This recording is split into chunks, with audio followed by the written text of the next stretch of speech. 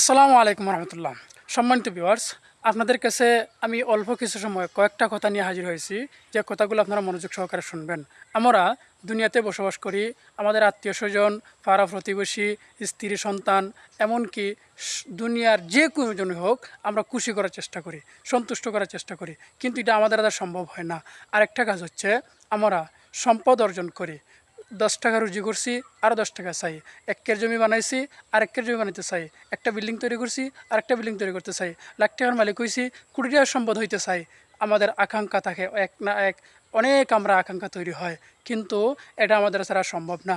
সুফিয়ান সাহেব রহমতুল্লাহ আলহি বলেন, দুইটি জিনিস মানুষকে চূড়ান্ত পর্যায়ে পৌঁছায় না।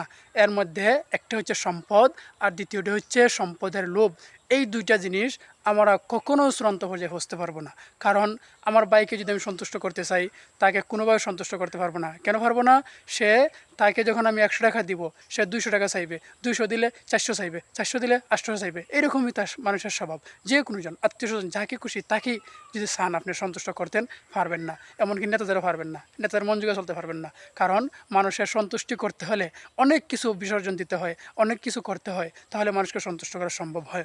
2 নম্বর, সম্পদের লোভ।